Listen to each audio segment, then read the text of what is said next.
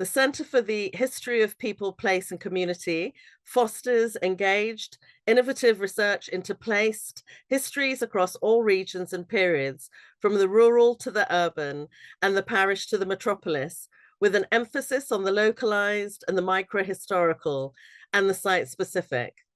It also works together with others to develop imaginative new approaches to making history and to identify opportunities for history to make a difference in the real world today.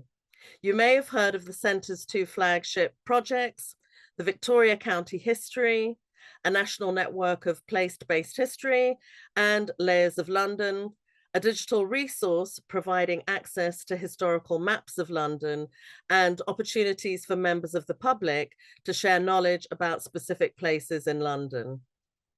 The Centre is positioned in the Institute of Historical Research, a physical space in London, and a global community dedicated to participating in, supporting, and engaging everyone in the process of history making. The Institute is itself part of the School of Advanced Studies, which champions the arts and humanities in the UK and equips researchers to navigate and contribute to the UK's research and innovative landscape. So I think before we start this evening's seminar, I just have a few practical announcements to make. Firstly, a note about the format of this evening's seminar. Our speakers are going to talk for around 5 to 10 minutes each. They'll then participate in a conversation with my colleague, Dr. Ruth Slater, from the Centre for the History of People, Place and Community for about 15 minutes before we open the floor to questions from the audience. I'd like to mention as well that Ruth is lecturer in historic environment and knowledge engagement manager at the IHR, but she's also importantly the co-editor general of Victoria County History. If you'd like to ask a question, please either write your question in the chat box or raise your hand using the raise function on Zoom. Please also use the chat function during the seminar if you'd like to make any comments or require any help with technical issues. I can't promise I'll know the answers, but we'll certainly do our best to respond. We'd appreciate also if everyone could have their microphones muted while our speakers are talking, just to prevent any echoes or unintended background noise. But please do feel free to keep your cameras on if you wish and you have the kind of necessary bandwidth. And then finally, I'd also like to let you know, if you haven't noticed already, that this session is being recorded and it will be uploaded onto the Centre for the History of People, Place and Communities online events archive. If you don't want to be included in the recording, then please do turn your cameras off nowish. So moving on, just to say that this evening's roundtable has been organised essentially to share and learn from the work of researchers, demonstrating the value of exploring local and place-based Black British history. All of our speakers are part of the Black British History Local Perspectives initiative that was first convened by Dr. Jack Webb from the University of Manchester.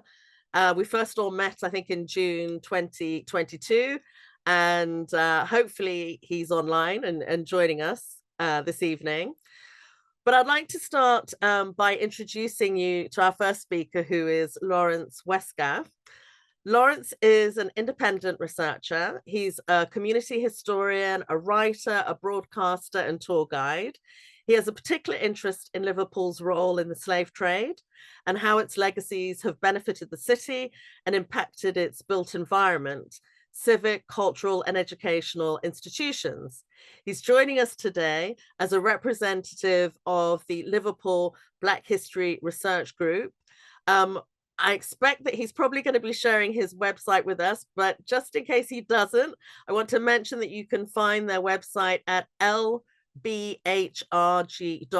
and I'll put a link into the chat so that you can have a look at it later. But for now, over to you, Laurence. Thank you and welcome. Thank you so much, Renita. And hello, everybody. Thank you for attending today. Juanita's given me a great introduction, so I won't harp on too long, especially because we don't have that much time. I would definitely encourage you, if you have any interest in the subject that I'm talking about tonight, to go and have a look at our website, which, as Juanita said, is lbhrg.com. So for tonight's presentation, I'm going to give you just a snippet of a much longer PowerPoint exhibition, I suppose you'd call it, about something about Liverpool's long Black history. This is a part of, I think, British history that's really under-investigated. You know, there's so many narratives around the Windrush generation, and it's helped to create an image that, you know, Britain only became a very diverse place within the last 100 years, let's say. But in the case of our port cities and other places around the country, not just our ports, that's not the case. And in the case of Liverpool, my hometown, where my family have lived for more than 10 generations, that is definitely not the case. Obviously, you'll probably know something about Liverpool's involvement in slavery and the slave trade, but one of the probably what I would consider to be its greatest legacy to the city is that it brought Black people to the town at quite a very early period in the city's development. This was really important as well for kind of laying down some of the cultural aspects of our city, and one of the reasons why it's so unique. It's not just because of our fantastically rare accent. So in the case of the Liverpool Black presence, I'm going to give you a little bit of an insight into Liverpool's 18th century community, because Liverpool's Black community really does date back to that century. Again, you know, people in Liverpool talk about how we have the oldest Black community in the country, although Black people were obviously in other parts of the nation long before they were in Liverpool. We have this long established community that can be traced from the 18th century right up until the present day, which, as I say, makes it quite unique. So if you just hold on while I share my screen. This is where we have the technical glitches, I suppose. Hopefully it won't be too bad. Here we go.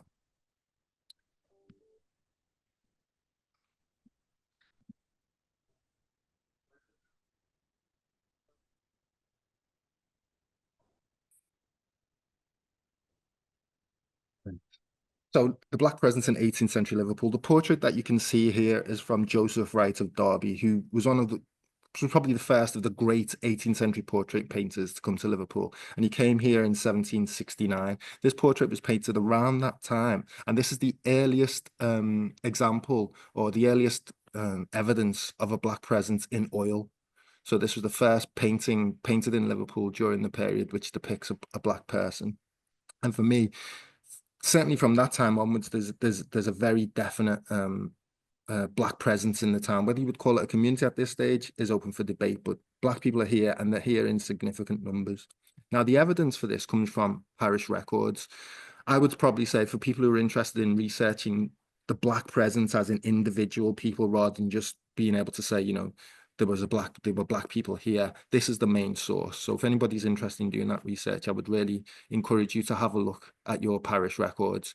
And it's not just, as I say, it won't just be in places that you would associate with slavery and the slave trade during this period. You find them in rural communities across the country. This is the earliest example of a Black person that is recorded in the 18th century parish records. That doesn't mean this is the first person to be living in Liverpool during that period, but this is the first one that we find in the old parish, the parish church records, which was St. Nicholas's Church at the time. And as you can see, it says Adam, Mr. Fillingham's Blackamoor, again, probably indicating that Adam was actually owned by this man who went on to become mayor of Liverpool. And at this time, what's really important is, you know, the population of Liverpool was less than 10,000 people at this time. Liverpool is not an old city. You know, we don't really have a medieval history. At the end of the English Civil War, the population of the town was about 1,250 people. Liverpool really grows during the 18th century off the back of the wealth that's coming into Liverpool through the Atlantic trade. People start to flock here from all over. So, for me, it's really important to state this because, you know, in many ways, Liverpool, due to this reason, is a lot like what you'd see in other Atlantic cities in other parts of the British of the British Empire as it was at the time. So it's very much like an American city. What do I mean by that? Well, what I'm trying to say is Black people have been an ever present in Liverpool since Liverpool has been a significant place, you know. And here we have some other entries from the burial register. So the last one I showed you was a baptism. Again, at the same year as Adam was was baptized in Liverpool. Abel was buried. So again, this could indicate that there was this longer history of Black presence. You know, obviously for him to have been buried in the town, he must have been here whilst he was alive, and we don't know how long he'd been here for. We do know that his owner, Mr. Rock, Mr. Lemuel Rock, was a Liverpool slave trading merchant who was one of the early Liverpool slave traders. And again, here's the first example of a female black woman in the town, and she was buried in the same graveyard as Abel in 1738. Now, again, I can't emphasize how important, if you're interested in looking for Black presence, parish records are. So this church is in at the back of St. George's Hall, for those of you who know Liverpool, one of the finest neoclassical 19th century buildings built anywhere in the world. And this was our old parish graveyard. And many of the people, the Black people who were buried in Liverpool were buried in this particular graveyard. And from almost as early as some of the first burials in the actual graveyard when it opened in 1767 were of Black people. Here's some others, and this particular entry shows the brutality, I would suggest, that can be found in the archive. You know, this is just written words, but obviously when referring to Black people who are enslaved, it can be one or only mention of their of their existence, but also it shows that in some cases their owners didn't even consider them worthy to be buried with a name. So you'll see in this the first one, it says Mr. Fisher's Black. Again, he was buried anonymously, so we'll never know who this individual was, what even his gifted name was from his owner. A black boy belonged to Captain Penny. Captain Penny was a very prominent Liverpool slave ship captain who then went on to become a slave trader in his own right. And he had a number of enslaved people buried in Liverpool, and none of them does he provide a name for them. Then underneath him, you can see Captain Blundell's Black John. Erat, a black, belonged to Mr. Savage, and Captain Morris's Black Campbell. Again, obviously Liverpool being the epicenter of the slave trade by the 1740s, you do see lots of evidence of enslaved people living, dying, and being buried here in the town. But we don't only see enslaved people. This is what's really important as well to understand, is from, you know, this very early period, 1740s, as I said, Liverpool's just become the capital of the slave trade. It's done, you know, it's now eclipsed London and Bristol. You do still see a free Black presence in the archive. So here you can see a reference to Peter Johnson, a free Negro. He wouldn't be the only free Black person to be buried in Liverpool during the 18th century. Here's another one. Could well have been a relative of Peter. He's buried in St. John's in 1776. And it says George Johnson, a free Negro, and gives his address, Cooper's Row. Again, you know, someone's thought it was important, probably a member of George's family, that, you know, for posterity was aware that this man was free when he was buried in Liverpool. St. Peter's Church, again, this gives us the first evidence that we can clearly state is of a Black Scouser, someone born in Liverpool. That's as early as 1752. That entry, which is quite difficult to read, but you can see the transcription underneath. It says, Peter, son of Mary Smith, spinster, and Mr. Reed's Negro, Mercury. Again, we don't know whether Mary was Black, but we certainly know Mercury was. And again, this shows from at least the 1750s on, there's been a native-born Black population in this town from that period right up until the present day. Alongside parish records, newspapers are also a very valuable source. They show us lots of entries in the Liverpool press for people wanting to purchase enslaved people. So here you can see a wanted advertisement showing that certainly in the 1760s, it was quite fashionable to have a Black servant in your household. And so you find these types of advertisements in the Liverpool press during the period. It's not only wanted advertisements as well, you know, Black people, even in Britain, did not accept their enslavement passively. And so you find these entries for runaways. Now, Liverpool did not get its first long-running newspaper until the 1750s, but as early as 1723, the London press were advertising for runaways in Liverpool. And here you can see an advert from the Evening Post. It's from the London Gazette. And here we have enslaved people being actually offered for sale on the streets of Liverpool again. when I was growing up in Liverpool, you know, people would tell me no slaves came to Liverpool. There was no enslaved people here. But yeah, you know, again, if you go back to the primary records, you can find significant amounts of evidence that show that there was enslaved people who were actually sold on the streets of Liverpool. Again, this is another runaway advertisement as late as the 1780s. So things like this show that, you know, when people claim that the you know, Lord Mansfield, when, you know, in the Somerset case, ended slavery in Britain, that's definitely not the case. Mansfield never ruled on whether slavery was legal in Britain. He just ruled in the specific case of James Somerset, saying that an enslaved person who's in Britain cannot be forced against their will to be sent back to the colonies. Here we see another. Now, this is interesting. This is a man who's considered to be one of the fathers of polygenism, Charles White. He was the founder of the Manchester Royal Infirmary and also St. Mary's Lying-in Hospital, the gynecological hospital. He visits Liverpool in the 1790s, and he states specifically why he came here. He says he came here to do examinations of black men, women, and children who were indigenous to the city, people who were born here. So again, by that time, we already know that there's this black presence, which is, you know, British born here in Liverpool. And he's coming here from Manchester, again, probably highlighting that Liverpool was a much more diverse place than Manchester was during the 18th century. You know, that's changed a lot now. I can see Juanita's turned her camera on, so I'm going to shut up now. And thank you very much. I hope this has been interesting. I was just preparing myself there, Laurence. You had about 2 more minutes to go. So Right. I regret for turning my video back on. But yeah, thank you so much for that. That was so fascinating.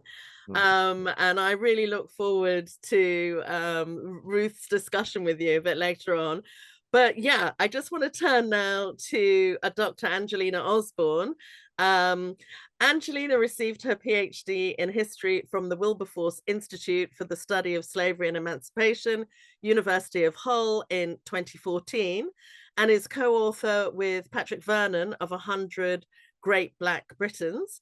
She's an independent researcher and heritage consultant whose interests include Caribbean enslavement, Black British history, the history of community, and education activism. Angelina, over to you. You have co-hosting, so you can share your PowerPoint. Okay, thanks, Juanita, and I'd like to also thank Laurence for his really, really fantastic and interesting presentation that he just gave. Laurence's work concentrates a lot on African people who were present in the UK during the 18th century. I've also done a lot of research on this, but most recently, I've been interested in other, not only I've been interested in the built environment, and I've also been interested in Atlantic economies. When I talking about Atlantic economies, really the economies that really were the offshoots of transatlantic enslavement being the primary economy of moving human beings from one place to another. And I'm also now interested in how did the labor of those individuals and the capture and enslavement of those individuals help to feed into enriching the United Kingdom or England and then later Great Britain. A conversation that I was having with Juanita earlier today, actually, we were talking about, she was talking about the writer A. Sivanandan and this question around why are people of different ethnicities, why people of different work from Africa, from Asia, from other countries around that became part of the empire? And the question is, you know, you asked the question, why are you here? And the answer that he gave was, we're here because you were there. Okay, so what is here? And I think here, according to Colin Prescott, here is an uncomfortable place of consequences, of forgotten, hidden, covered up beginnings. This turns out to be a time and a history. This history and time that essentially birthed the global capitalist system that we understand today, which was in its early iterations based on enslavement and exploitation that enriched this country. So Laurence's presentations talked about the people, and I'm interested in the things, okay? What James Walvin called the slavery of small things. And a couple of years ago, I was commissioned by Wolverhampton and Bilston's Trade Unions Congress to look into the links. What are the links? The economies that exist in the Black country in Wolverhampton. So I'm just going to show you just a little something here. So here, I hope you can all see. Just put that there. Hopefully it comes up as. Okay, there you are. This is the flag of Wolverhampton, the Black country flag, in fact. And essentially, it celebrates two industries that represents its manufacturing past, its industrial heritage, and its economic might. So glassmaking and ironware. And the flag's design was chosen as a result of a public vote by the Black Country Museum in 2012. And it features an upright triangular shape, flanked on either side by red and black with interlinked black and white chains. Now, the use of the red and black in the flag was inspired by the American consul to Birmingham back in 1862, a gentleman by the name of Elihu Burritt. And he described the region as red by day and black by night. And he was really referencing the burning furnaces and forges that were in constant operation. And in 2015, Patrick Vernon, who is Wolverhampton born, expressed a series of concerns about the flag. His concern was primarily about the chains that were displayed on this flag, And for him, and for many people, particularly in the Wolverhampton, the Black British Wolverhampton community, the chains represent a disturbing image of an industry that profited from the transatlantic trade and trafficking in African people during the 17th and 18th centuries. The logo was found offensive because foundries, factories, and local craftsmen in the Black country made chains, padlocks, fetters, collars, and manacles that were used on British slaving vessels and on Caribbean plantations. Vernon's comments were met with defensive anger, and a lot of comments were left on the online version of the Wolverhampton Express and Star, the local newspaper. They rejected his criticisms and accused him of attempting to foment racial tensions. Other comments defended the flag as a symbol of unity and the area's historical commitment to hard work. So what could be read from the reaction to Vernon's assertions was a profound ambivalence amongst many Black country residents, coupled with the disinclination to confront or even accept the links between the manufacturing heritage of the Black country and transatlantic enslavement. 2 years later, in 2017, then newly elected MP for Wolverhampton Southwest, her name was Helena Smith, she's no longer MP. She again raised concerns about the image of the chains on the flag in her maiden speech. And her concerns were twofold. First, the word chains, historical association to the so-called slave trade. And secondly, whether it should be the only brand image for the Black country. So the argument that's been made here by Smith and Vernon is that the flag celebrating the chain industry is essentially a bitter pill for Black Britons who reside in Wolverhampton. It's a bitter pill for them to swallow, given that their ancestors were enslaved and restrained by the very chains manufactured here that formed an integral feature of the Atlantic system and economy. As the West Midlands is one of the regions in the UK with a significant Black population, the flag and what it represents raises fundamental questions about in what manner should the industrial heritage of the Black country be interpreted and remembered? Should it accept the centrality of the iron industry to slavery and slave trade? And as the historian James Walvin remarked, there is a complex but revealing story to be told about the connections between slavery and ironware and how the ironware of the slave system evokes the wider story of slavery itself. So I did some research, and as I said earlier, transatlantic enslavement produced many different economies: shipping, foodstuffs, clothing, weaponry, rum economies, and iron, among many others. And so the industrial history of the Black country is entangled. It's entangled in empire and slavery through its gun chain and iron and tool manufacturing industries.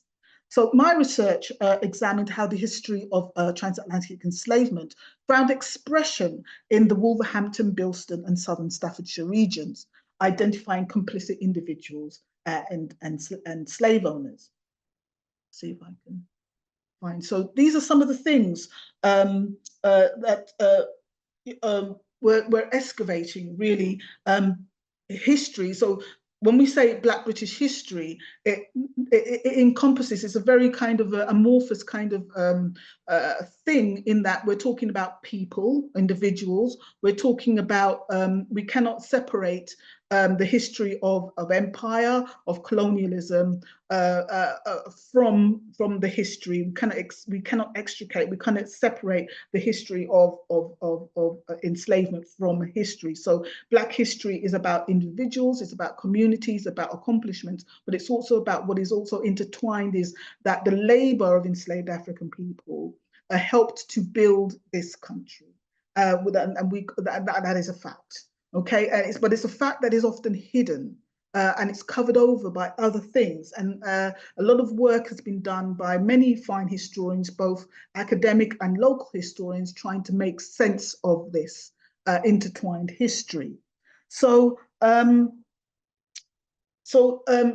of the things that I've pointed here is some hinges, nails, hoes, plantation hoes, and machetes. So metal was a very huge industry in the Wolverhampton area, and they provided lots of things. They provided metal that was needed for shipbuilding, for fortifications, for guns, metal and metal bars. And the latter, these metal bars were often exchanged, used as a kind of currency for captured and enslaved Africans. So as you see there, the plantations need metal implements like hoes, hammers, machetes, and spades for cultivation of the harvesting of sugar and tobacco crops. And construction materials such as nails, rivets, hinges, and locks are also needed. So, and every slave ship had items produced by metal industries. So chains were found on every slaving vessel bound for African coastlines, as well as handcuffs, leg irons, thumb screws, manacles, and speculums for force feeding. And without them, no slaving ship or expedition would have been successful. So the Black country industry and the ironware manufacturing trades both benefited exponentially from the Atlantic economy. And so the history of slavery and the legacies of colonialism, they're interwoven into the history of Britain, specifically Atlantic economies. Angie, just to let you know, you've got 1 minute to wind okay. up. Thank you. I will just, thank you, Juanita. I will just say that it was the chief support of the gun industry in Birmingham and the Black country. And some of the evidence that I uncovered was that the gun makers, James Farmer and Richard Galton, which are the largest gun makers in Birmingham, the research indicates that the two main towns that provided them with gun barrels and gun locks were in Darlaston and Wednesbury. So Black country gun makers made most of the 150,000 guns which English ships exchanged annually for captured enslaved Africans. So I'll just close and say that this is a very, the history and the uncovering of this history produces a lot of,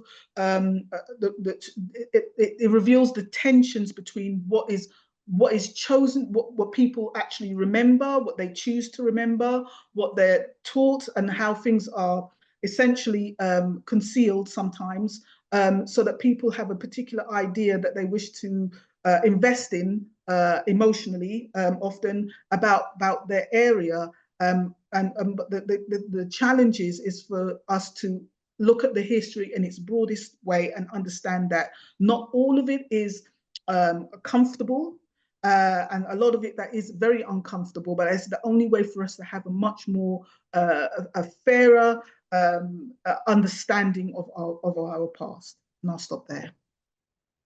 Thank you very much for that, Angie. Really reminded me a lot of Saadia Hartman's work, just in terms of that linking that physical landscape of the past to the present. So thank you so much for that. I'm gonna move on, just because I know we're tight for time. So I'm gonna move to our third and final speaker, to Clinton Smith. Clinton is chair of the Preston Black History Group. With the support of members and advocates of the Preston Black History Group, Clinton seeks to promote cultural understanding and educate the public on the far-reaching contributions of African and African Caribbean people in the UK. I'll also just pop into the chat the website for the Preston Black History Group, just so that you have it there. But for now, over to you, Clinton. Thank you. Yeah. Thank you very much, Anita, and absolute credit to the two previous speakers, Laurence and so it was Angelina. There's always a strange twist in being the third speaker in a column, because the others have covered so much of what they do, and bits of it overlap with yours. So as you sit there and listen, you hear your presentation being systematically raided. So you're then having to think on your feet all the time. But my presentation is slightly different to the preceding speakers. I'm really going to share the experience of Preston Black History Group over the years. There's a popular perception in the Preston area that Preston doesn't have much of a history around Black people and enslavement. What we lose track of is that in some of the topics that Laurence was talking about, Liverpool and Manchester were once classed as part of Lancashire, and it's only in the 70s that it broke down. So as they brought the county down, some of the history sort of got embedded into other places. You talk about cotton, then everybody goes to Manchester, but there was a huge cotton industry around Preston. You talk about things from the across the Atlantic. Again, you look at Liverpool. Preston had its own docks, and Preston has a link to enslavement and the slave trade, which is yet to be explored to a greater degree by somebody who's more of a genuine researcher with history and track record. I will state now, for those of you who've not heard me before, I'm not an academic, I'm not a historian, I'm not an archaeologist, I'm just someone who's immensely proud of my own race's history and culture. And that's reflected in the strapline for the group, which simply says, the group is about researching, celebrating and preserving Black history and culture, a shared history for all. And the for all is written in capitals because we believe it is an integral part of world history that's never been given the credit that it rightly deserves. So we started off as a small community group of like-minded individuals, and that continues even through to this day. We work with like-minded individuals and groups and organisations. Along the way, we've worked with quite a few well-established and significant establishments in the Lancashire area. When we talk about academic institutions, we talk about UCLan, Manchester University, Lancaster University, going down into further education, we work with some of the local colleges. We quietly went about our business of trying to record the presence and contribution of Black people, specifically in the Preston area, because, as I said earlier, a lot of the information you find relates to people and events away from Preston. So technically, we were always overshadowed by Liverpool and Manchester. And as such, people just thought Preston was little sleepy backwaters. Also, there's a kind of a culture within the Black community that pretty much goes along with this thinking that, oh, if you want to talk about Black history, you've got to go to Manchester. And I've long argued that no, we have our own footprint in Preston, and that needs to be put in public access.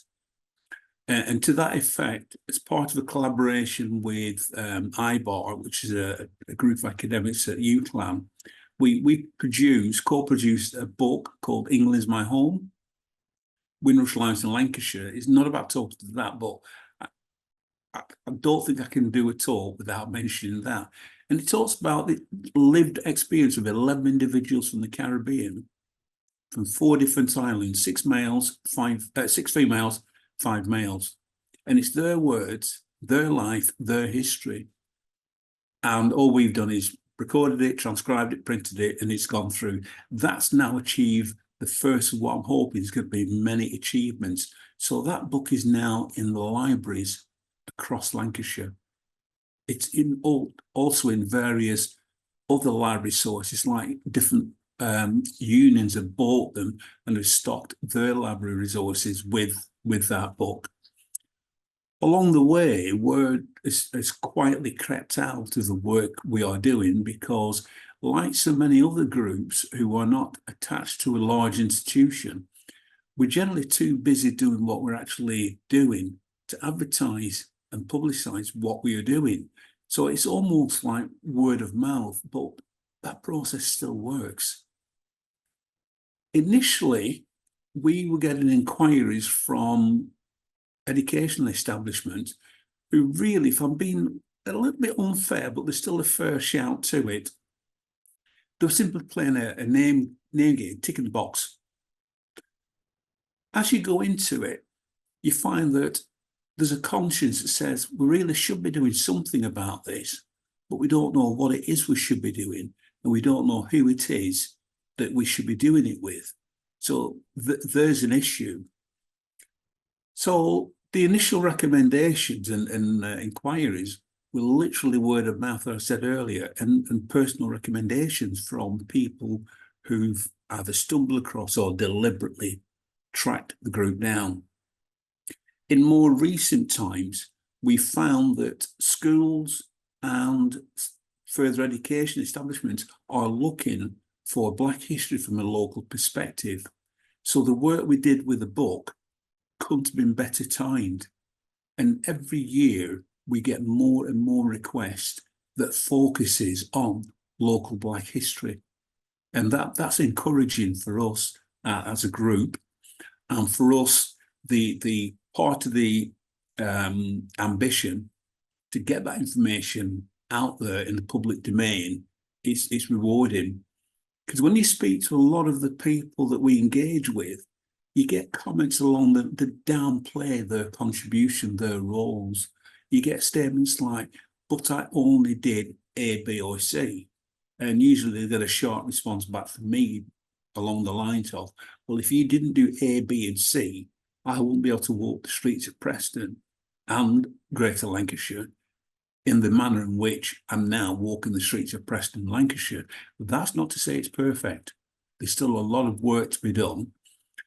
One of the issues you find is when you come up against institutions like systems, they're designed to protect themselves and to survive. So there's an initial blanket of denial. Oh, this doesn't happen. It's never happened in Aberdeen. No, you're not aware of it happening, but I found examples that we just made a crack in that wall. So we're now seeing more knowledge coming through that crack, and that crack is getting bigger and bigger. So for me, it's encouraging. And the number and the quality of what they're now asking for, yes, it puts you under a bit of pressure as a non-academic, as a non-researcher, to go out and do your work. The good thing for me is that I was brought up in this town. This is the only other place I've lived other than my place of birth. So a lot of what the establishment's looking for, I've actually lived through significant parts of that.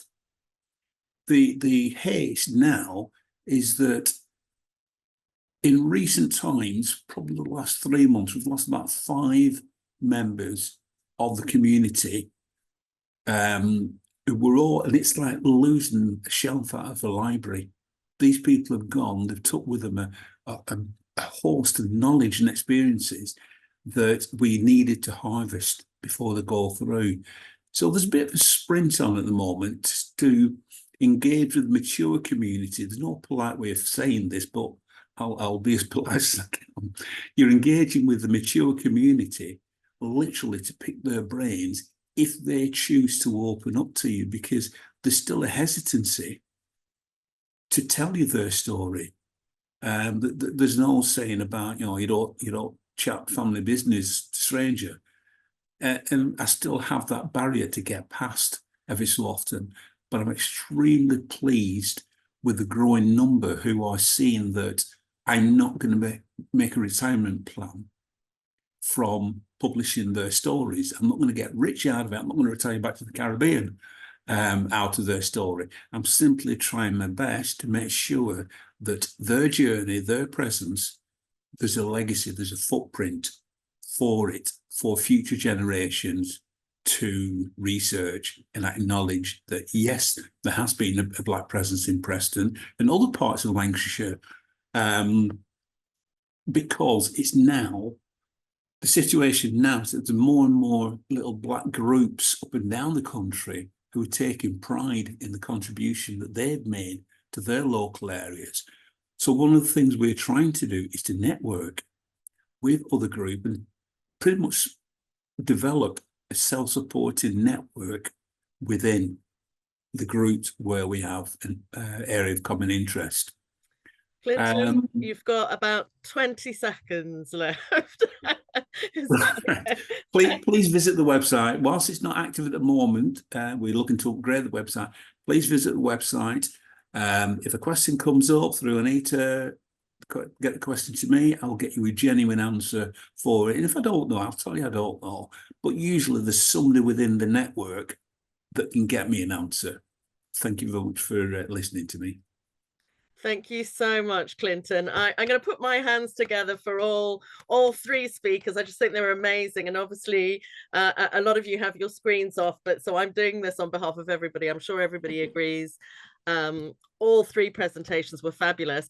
Particularly love that they all came from very different methodological approaches, which is really excellent. But I'm going to now turn to Dr. Ruth Slater, who's our discussant for the evening, and who is also, as I said earlier, she's the co-general editor of the Victoria County History. So over to you, Ruth. Thank you so much. And thank you, Laurence and Angelina and Clinton, for such wonderful presentations. And it's always the way, isn't it, when we're talking about local or place-based histories, that it's amazing to hear these very specific stories about specific places with their very particular histories. But there are so many kind of general things that we can take from this to think about how all of us who are interested in local and place-based histories, how we might be integrating some of these approaches into the research that we're doing. So it was just really wonderful, as Juanita said, to think about the different methodological approaches that you were all talking about. And I really wanted to start by sort of digging in a bit more into the kind of process of what you were doing. And Laurence, thank you so much for providing that really, really, really useful kind of nitty-gritty insight into the ways in which you've been finding Black people within these parish archives. But I was also interested in how you'd ended up getting to that doctor's book, and have you been thinking kind of creatively in ways that you can find references to Black people who may otherwise have gone unrecorded? And Angelina, I just wondered if you could say a little bit more about, how have you actually sort of traced these economies and the money and the material things? And Clinton, to me, it sounds like you're a very professional researcher and you really know what you're doing, despite your kind of saying otherwise. But I just wondered, it sounds like you've been doing a lot of oral history and how you'd sort of skilled yourself up to do that and what your approach was to not only collecting it, but it sounds like you've had to do a lot of work to kind of encourage people to share and how that process had started and developed. So yeah, lots of questions. Laurence, I don't know if you want to start first. Yeah, for me, Well, I've been doing this for an awful long time. So I've been researching Black presence for over 30 years. And in that time, you know, technology has really revolutionized the search. I'm a bit angry with myself for not realizing that there'd be a time when there'd be text search and like newspapers and books, etc., which has just made it obviously a lot easier to kind of find these references, which are, you know, very obscure in many cases, but can help to add so much. You know, you can find in the case of Liverpool, we find references in the works of Dickens, etc. And I'm not just talking about his fantasy characters like Heathcliff. I'm talking about when he did, you know, he would walk the streets of Liverpool, and he recorded in The Uncommercial Traveller in the 1840s, and writes about going to a black pub in Liverpool in the 1840s, and he tells us why there's a black pub, because black people would be attacked in the street, so they felt it was important to congregate together socially. So for me, it's really about looking at diverse sources and going to the source thinking, I wonder if there's any reference to Black people in here. It's also how how I do a lot of my work around the built environment. I assume that there will be a connection, and then I will look very much with that in mind. And that's how I've helped to, you know, how I've been able to dig out so many of these really interesting and important references.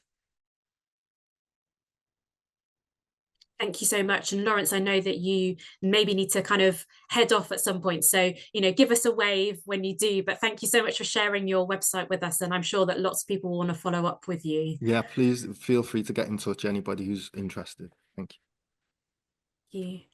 Angelina. Yeah, thanks. For me, in doing this piece of research, I started really with secondary sources. And often when people are talking about metal, because like it's a really, you know, it's not very glamorous, you know, it's not a glamorous, but it's usually people who've been writing about in the 1950s, 1940s and 1950s.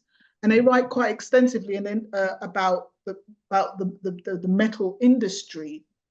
And that's really kind of my way in, looking at what sort of primary sources they looked at. So often they will, it's really interesting because they often just mention enslavement in passing. It's not even a thing that they're looking at specifically. They're just saying there was this industry and we sent a lot of things over to, say, they'll say Barbados, but they won't say any more.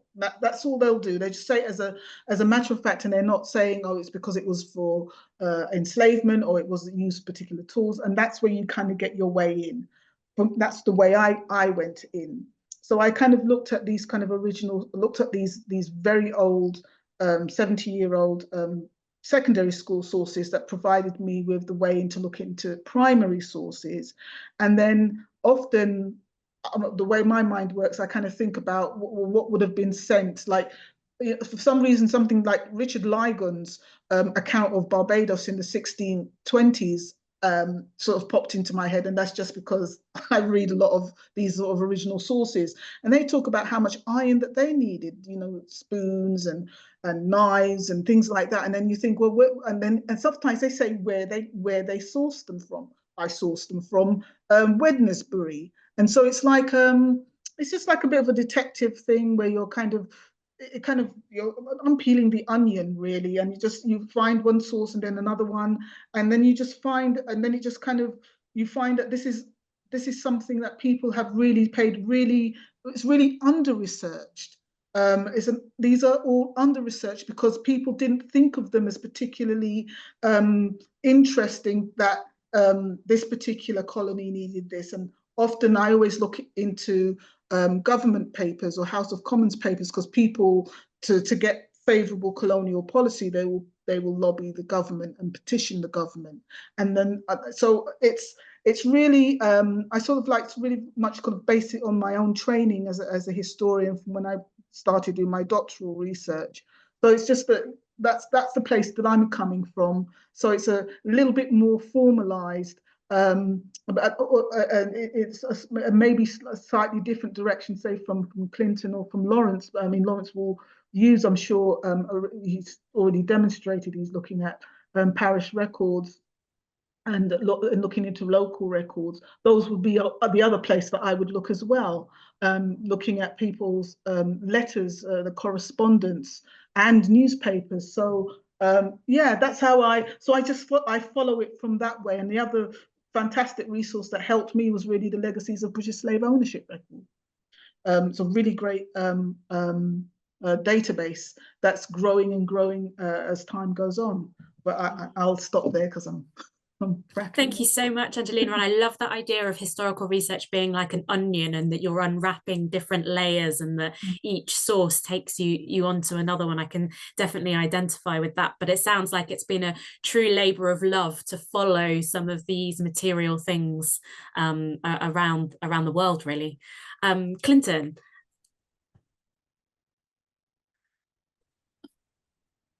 I'm driven by passion, family tradition, and the investment made into me by my grandparents and my parents. There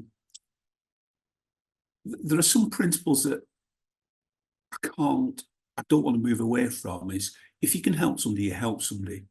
If you can, and that doesn't necessarily mean just picking somebody up. That help could be by way of better informing them. I'm going to stop short of saying educating them, because that has negative connotations to it. But it's about increasing their knowledge base. I'm driven by this can-do and family determination to succeed. As an individual, I get frustrated with failure and the likes of, and I probably shouldn't confess this, but I get fairly rattled with failure. So I don't take failure very easily, which means that I'm constantly ferreting round and irritating people, because I'm always asking another question. So as Angelina said, to localise it again back in Lancashire, for me, the work I do is like unpacking an home skirt cabbage. So as you pull all the outer leaves off, you keep going and going and going, but you never actually get to the centre. And that means that the desire to get to the centre keeps driving you on. I've had to learn a lot. So it takes me longer to achieve some of the things that a definitive historian will achieve, a researcher will do. I read differently. I also have the disadvantage, but it doesn't stop me, that once you're in academia and you stay in academia, absorbing new knowledge is easy. It's easier. If you've been away from formal studying and then you suddenly step back into it, you're on the treadmill and you've got to very, very quickly pick up the pace and learn. And if you don't have that can do, will do kind of attitude, the treadmill will quickly throw you off backwards and you just end up in a pile. Outside of all that, I've been incredibly fortunate that I call myself a painter. So I will paint a picture and present it to somebody. And the question quite often is, what do I need to alter in this picture for you to subscribe to this picture? And quite often the answer is, you know what, leave that section there to me. I'll tidy that up for you. Or if you swap that to there, and like so. So basically, it's about contribution that other people have afforded me that's meant that I can end up with an end result. I'm not going to use the word achieve because it's almost like a bit of a vain statement. The end product we end up with, in more cases than not, is a collaboration. And I'm big enough to admit that without this contribution from others, directly and indirectly, the products we've produced would not be as they are. Then there's a slightly... Thank you so much. Oh, carry on. The last one that I'll finish. Then there's a fighting side. I said before, I don't respond very well to failure. Sometimes you come up with an idea and people look to trash it, said it can't be done. And for me, that's almost like a red rag to a bull. Again, it's this determination to unpack and discover and digest. So determination, family investment, pride in my race, history, culture, etc., plus the support from and encouragement from others around me. Thank you. Thank you so much, Clinton. I mean, that's an incredibly inspiring way of thinking about doing historical research, and I think something that we should all be reflecting on in terms of what is driving us to do the research that we're doing. But it's really interesting that I'm hearing from all three of you the requirement for kind of determination, perseverance, creativity in the way that you're thinking about the kind of archives and material that you're using, but also this kind of community and collaboration. And I can see that there are various people in the chat who are saying, you know, would love to connect and talk to you, and it's great that I know that you're part of a kind of a network in various different networks of people who are working together on these things. Just before Quinita steps in and cuts us off, I had one more question, which was really about communicating some of the research that or the findings from the research that you're doing. You all three of you spoke about perceptions that people have about Black communities within the areas where you're researching, and that you're having to kind of challenge perceptions about, oh, there weren't Black people here, or, you know, a kind of discomfort around what the reality of an area's history is in terms of empire. And I just wondered what your thoughts were about how do you effectively communicate the sort of insights that you're gaining through your research to kind of change those perceptions and move the story on. I don't know, either of you can start. Angelina, I'll be the gentleman. That's a really interesting and a bit of sometimes a tough question, because it's about you're always going to attract the people who have an interest, you know, and have a fascination. Often the people who have an interest and a fascination tend to be often the same people. Sometimes you're talking to the same people. And I get that. What I feel is that it should be a much broader kind of discussion. The challenge is that in our current climate, how many people are willing to have that discussion? So we're at a bit of a difficult kind of situation at the moment, where there's a real pushback against these ideas, and looking at the histories in new ways, in challenging current received understandings about our British history. The thing is that we've been talking about this, and the research has been going on for many, many years, 40 years or more, probably more. I mean, I remember looking even at when Harold Moody was doing his work, Harold Moody, who was the leader of the League of Coloured Peoples in the 1930s. And that was an organization, an anti-racist organization. So that tells us that there was communities in the UK, Black communities in the UK back then, but he was advocating for more education within the curriculum. There should be histories around the histories of people in the colonies, as they were called back then. So and that is a discussion that has been continuing. Let's say if that was in the 1930s and 40s, we're talking about 80 years, and we're still not quite there yet in terms of having a history of empire, imperial history being taught as a compulsory element of the history. That is, it's still compulsory. You don't have to teach it if you don't want to.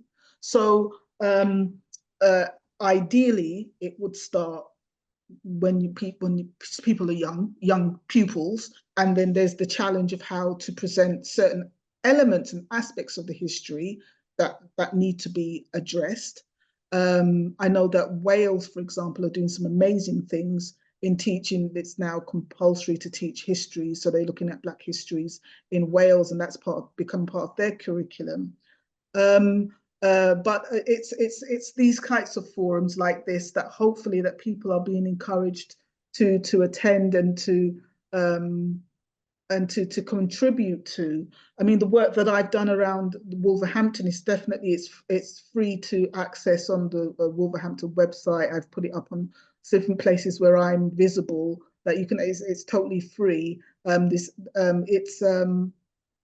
You know, they've asked me to come back and do some more work, some more research, this time more specifically because I discovered that there were these companies that were producing plantation hoes and sending them. Because a plantation hoe is actually a tool that was made specifically to a new industry that was created. This plantation hoe didn't exist before plantations were invented. So it's you know, I'm not sure if I've answered your question, but it's a challenge. No, that definitely you have. Thank you so much. And if you have any of those links that you want to drop in the chat to where your research is, that would be great. Clinton. Yeah. In terms of getting the information out, because we're a small community group, we are not dependent on an audience of X size or it doesn't run. In the early days, some of the audiences that they had were like 8 people, and it almost became a one-to-one. One of the good things about that, it gives people nowhere to hide, and it allows them to ask a question in a smaller group that they wouldn't ask in a larger group. So we started at 8, and we slowly built it up as word trickled out. Because again, I said earlier on that you're too busy doing what you're doing to have a marketing campaign or a marketing manager, publicity and the likes of. So it's a slow process. The good news is, for instance, that the book we spoke about, England is My Home, that's now in all the libraries in Lancashire. And I know from conversations people have had with me, I know they've seen sight of the book because they may not be able to quote chapter and verse, but they can describe the individuals. All the individuals are on the color on cover, so they'll talk about people, and usually one of the opening things is, "Oh, I know this chap. My dad used to work with him, and he's spoken about him, etc., etc."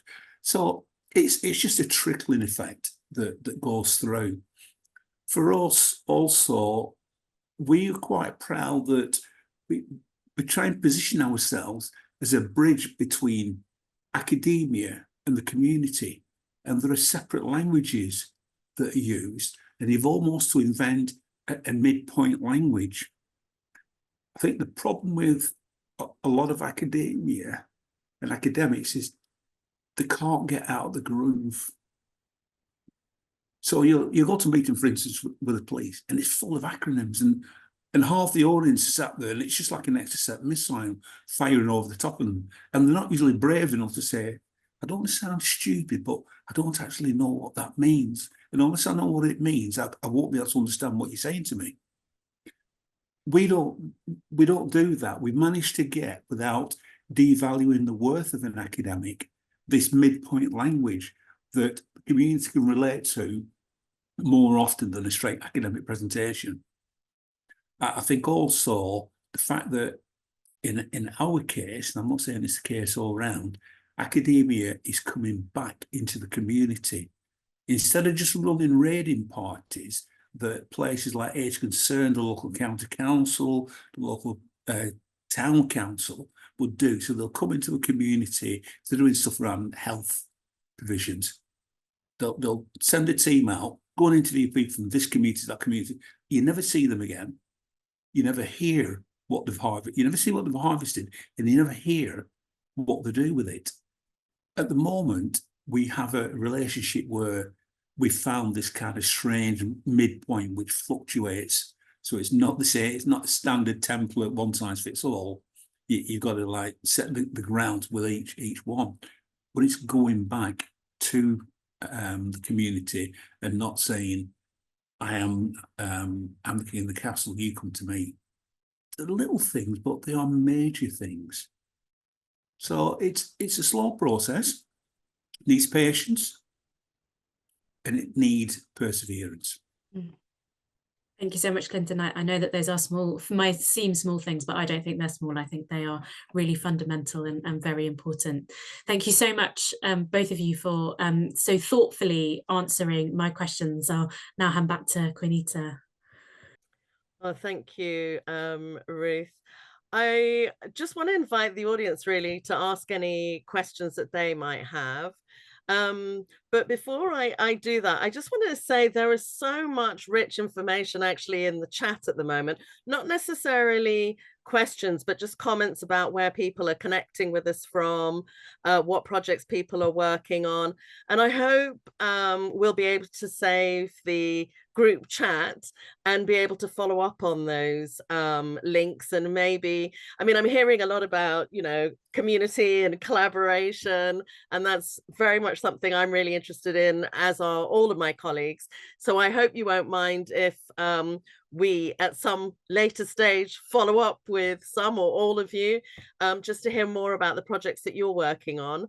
But meanwhile, yeah, if there's any questions, please just pop your hand up and let us know. Otherwise, I'm just going to have a quick peek through the comment section, but I don't think I've spotted any direct questions.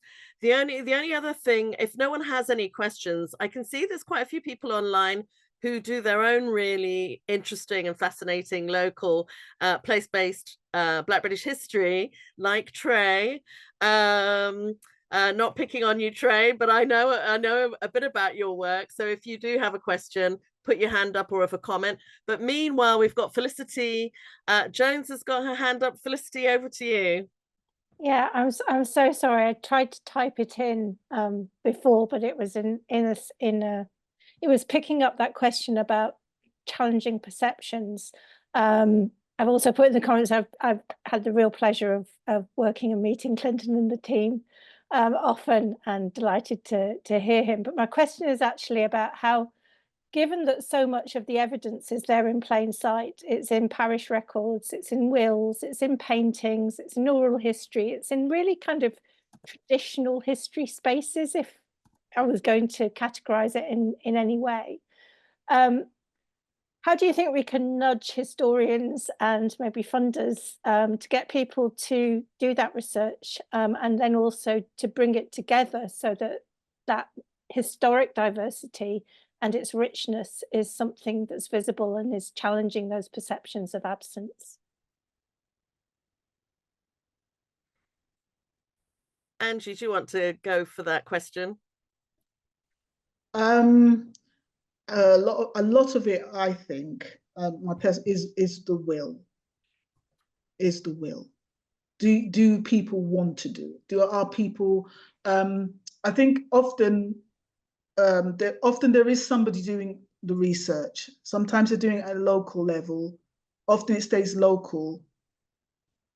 They're doing it locally, and sometimes people are doing it as like a PhD. Doctoral thesis or master's thesis.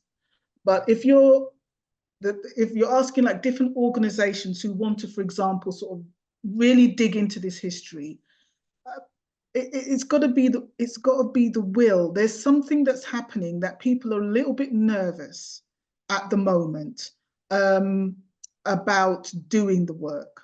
And I'll give you an example. A newspaper contacted me about the work that I'd done for an organization, and they really wanted to write, it was, the title in it was Decolonizing, right? And that title gets people's backs up, yeah? And often this newspaper wants to do a hatchet job. They want to write something, they're not really particularly interested in doing some kind of really kind of investigative work and trying to understand what the organization is trying to do. They're just trying to get people riled up. And that is the climate that we're in at the moment. That's just the fact, that's the climate that we're in. I know of other people who have been really, Professor Corinne Fowler, who's from Leicester, who did that amazing piece of research on the colonial countryside for the National Trust, was receiving death threats, for just doing her job, being a historian, doing her job. So this is where we're at a bit of a we're in a dicey period right now, where people are really taking exception to challenging received narratives, to challenging histories that do not represent our history in a light that is not so flattering. Okay, and then even though it is a fact, It's not my interpretation or my view or anybody. It's as you say, it's right there in the archives, in the parish records. It's written down, and people are not wanting to engage with it in that way. So that is the challenge, I think. So it's about the will, and also people are willing to, people who are really emotionally invested in a particular representation of history are willing to actually go online and say that they're going to issue death threats against you. It's extraordinary. Thanks for that, Angie. Clinton, do you want to come in? Yeah. I think you've got to look at the reason why people are doing it, different aims and objectives. So even when the researchers found the raw material that want to be evaluated, you need to be mindful of what's driving them. When just coming back to this newspaper example, their aim quite often is not about historical accuracy, it's about a profit margin. It's how many copies can we sell. So if we need to be a little bit provocative here, then we'll drop this word in there and see what falls out the tree. For me, it's little incremental differences. An analogy I would use is, even in Roman times, they knew that full frontal attacks were generally failures. So if I want to move somebody from a particular stance, what I'll quite often try and do, figuratively speaking, is stand alongside them and just gently lean on them. So they're not pushing them, you just gently lean on them. And as they fidget, either through frustration or the leg going numb, and they move, you move them 1 centimetre. And through a whole series of little increments like that, you've suddenly moved them 2 meters down the path. And it's only at that point that they realise that, oh, have I ended up here? Or the other thing that I suggest to people is to be smarter with words. Again, I'll quote an example of somebody I supported around discrimination. And I said 2 things. 1, we're going to keep the emotion out of this for the time being. And 2, we're not going to use the word discrimination. We're going to describe in every other word by that, let the reader come to the conclusion. And at that point, they now become your advocate. Because immediately you talk about race, ethnicity, diversity, you can see people reaching for a litigation shield for survival. And that just becomes confrontational. It doesn't generally have a good result. So it's increments. And I think one of the large factors to it, and I'll wind my neck in at this point, I don't use academic language unless I absolutely have to. Everybody should know what I'm saying from that. A lot of what you achieve is because of who you are. I remember a sales rep talking to me and saying, I don't sell products to customers. They take my word for it. It's me that they trust. So I can come in and tell them that, you know what, this aerosol contains platted fog. And because of the reputation, relationship I have with them, they'll buy that container because of trust. So a lot of it is from you. The other bit of it is patience, perseverance. And I come back to what I said earlier on about I don't take failure very easily. So I'm always trying to find another way to deliver the message. Thanks for that response, Clinton. You're reminding me why we've done so many events together, because you always have so many pearls of wisdom that are really useful for us to all take on board. Yeah, and I just your optimism as well, I think, is always really helpful. I wanted to just point actually as well to what Julia Davis was talking about in the chat there. And she kind of was talking about the importance, why local history is so important, because of this ability to bring people together, than rather it being this kind of national kind of boxing match about who's woke and who isn't, that you bring people together through a shared love of history and a passion for history. And she said that she's worked, she set up a thing called the Wiltshire Inclusion Panel. And a lot of people thought it wouldn't work, but it did. Julie, I'm just wondering, I know that you haven't got a particular question in there, but I wonder if you wouldn't mind sharing some thoughts on how you've made it, how you were able to make it work. Oh, hi. yeah, I certainly can do.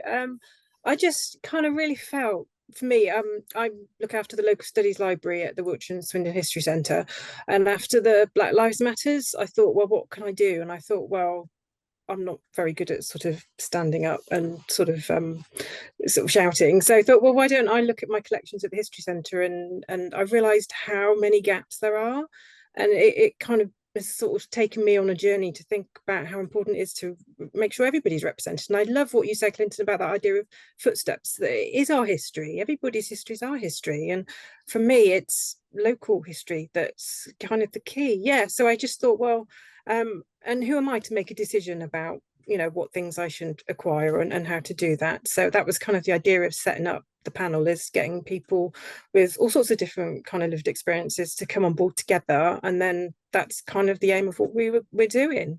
And they're loving it, and I hadn't realised how much they would love it and how much we gelled, and we come together once a month, one evening a month, and just yeah, we've got a common cause, and we're really kind of like, we know what we're doing, you know, we've got our aims and what we're going to achieve, so we just kind of keep coming together and keep moving forwards. And it's lovely because I just love doing it. I'm really passionate about wanting to make sure our collections represent everybody, so I will just keep going. And they help me keep going, because, you know, we're all so busy and there's so much to do, but when they got people saying, oh yeah, no, have you done that yet, how are we doing with this, you know, it helps me to keep moving forwards and keep pushing, so it's great.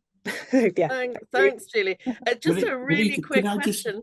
Can I just jump in? Sorry, no, Clinton, you go for it. And just share something with, again, lived experience.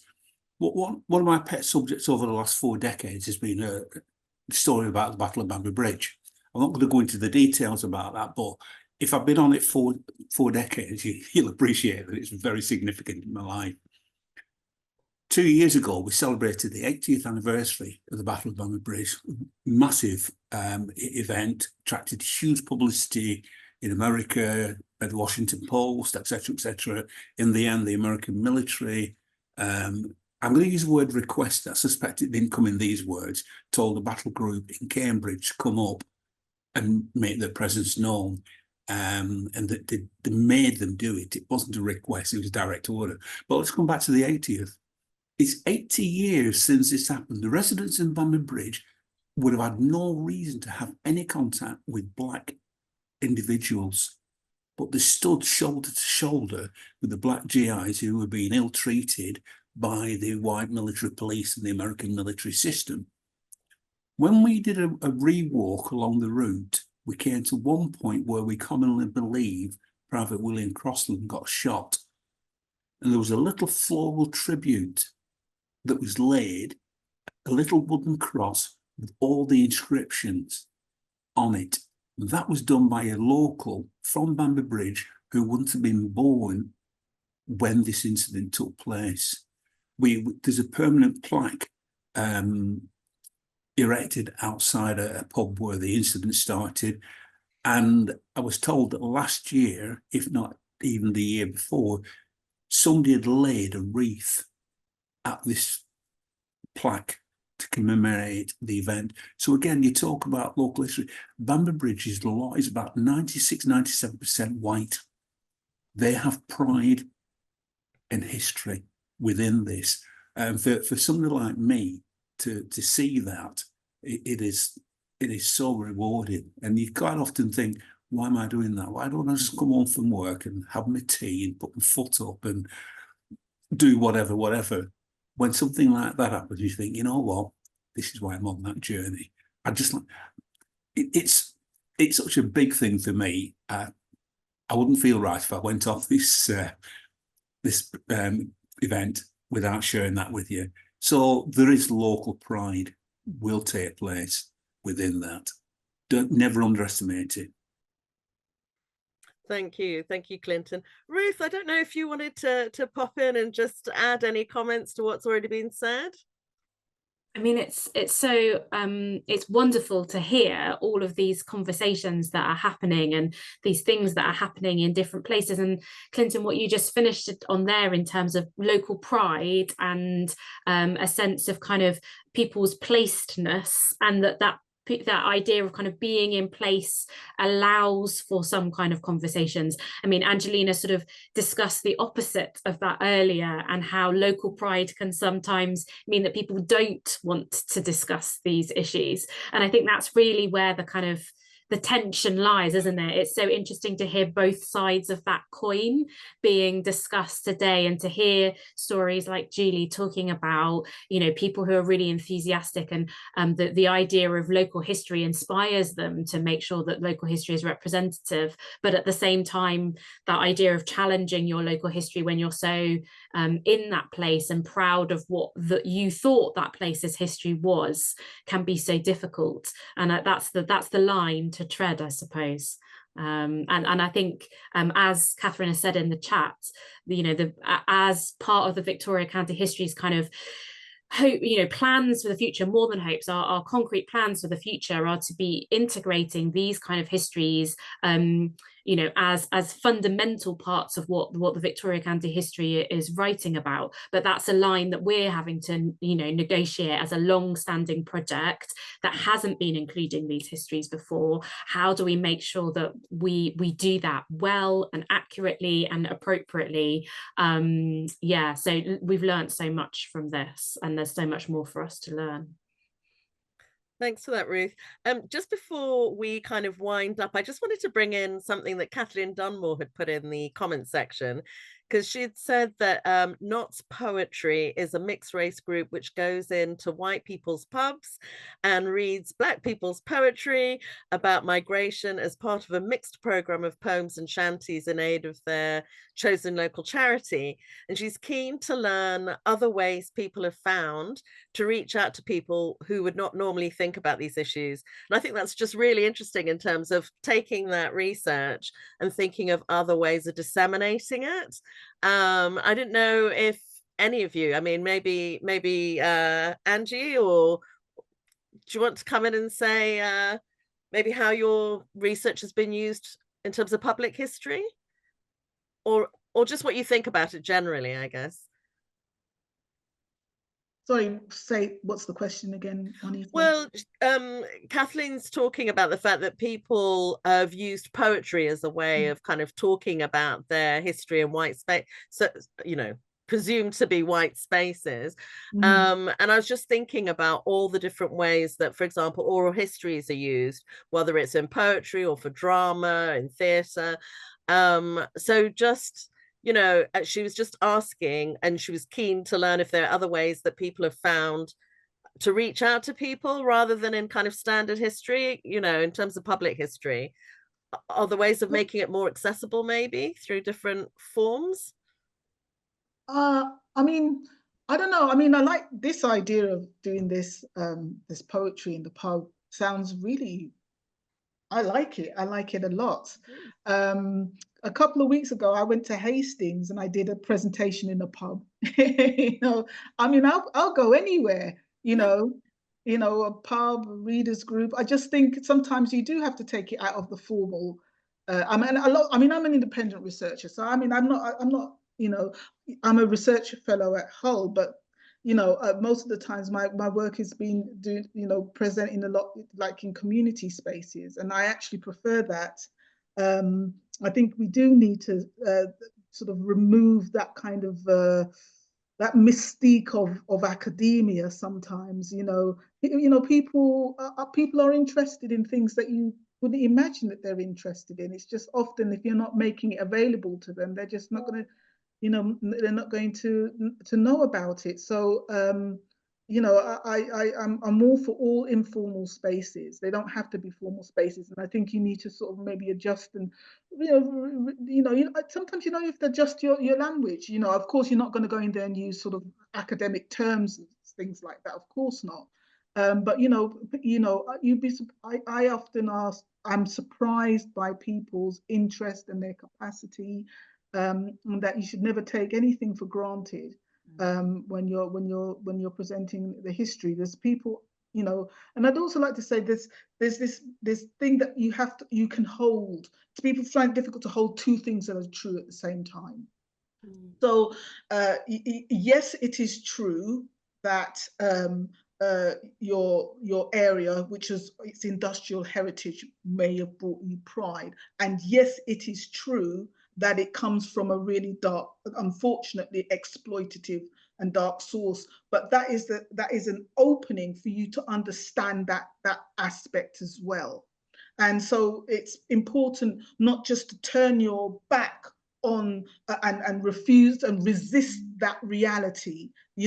I think we find it difficult to hold nuance and to hold two or three or four realities or more at once. And because I understand that people want to see things in a very kind of rigid and sort of a rigid kind of way, but if we kind of relax those lines and relax those, I think that we'll have a different experience of history. And also, if we look at it also, that the local people are not just the so-called great and good and elite. That we should be understanding history from below, not just as well as from above. There should be a meeting in those different places, and there's space for everything. That I think. Thanks, Angie. We've only got about 2 minutes. I just want to quickly squeeze in a comment from Kathleen, and because you mentioned about the poetry, I wondered if you wanted to say anything about, how the group actually works, how it links to history. The group was founded by Taylor and Ellis, who are two mixed race guys. It came out of the Nottingham Poetry Festival, set up by Henry Normal. I joined them to write poetry because I'm of Jewish Austrian extraction, and when my mum died, I found some poems by my grandmother in a suitcase under the bed about racism. I took them and read these poems to this room full of black and white people, and the black people said, yeah, we feel exactly the same as you did in the 1940s. And so we've written 2 books.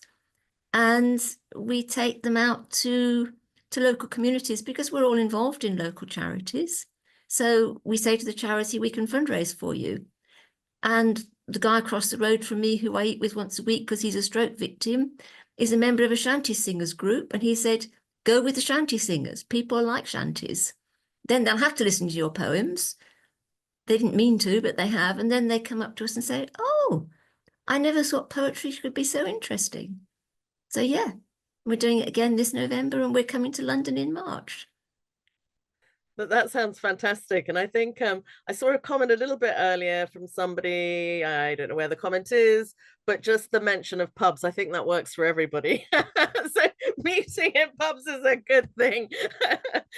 Plenty of room to, that's community, that's collaboration, it's accessible, we like it. In pubs here in Nottingham. Excellent.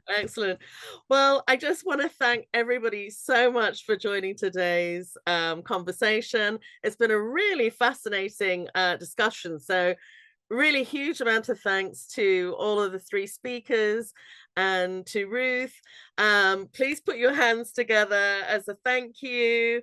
Ruth, I don't know if you wanted to end on a final word to say when the next seminar, or if there's another seminar event coming up that people might want to join. Yeah, at this point, Adam, I don't know if he's still there, is really good at finding links and putting them in the chat. So Adam might put in the chat the link to our schedule for the centre's events. The next one is in November, which is thinking about archival research within the heritage sector. And then we have one in December. Oh, there's Refugee Tales, which is in a couple of weeks' time. Sorry, Catherine, which is a collaboration with the Refugee Law Clinic, which that one is in London. So that's an in-person event, but the event in November is online. And And then the event in December, which is with our colleagues at the University of the Highlands and Islands, is about placed public history and whether public history has a kind of, there are different ways of doing it in different places. So that might be of particular interest to some people here. But yeah, you can find all of this information on the Institute of Historical Research website. The other, just a final word to say that I saw a lot of people asking if they could be put in contact with each other. If you're very welcome to use me as a central point if you want. I'm at juanita.cox, C-O-X, at sas.ac.uk. So feel free to contact me, and then I'll get permission from people to share email addresses if you want to maintain contact with each other. But yes, let's end by saying thank you to everyone, and look forward to the next session. Thank you.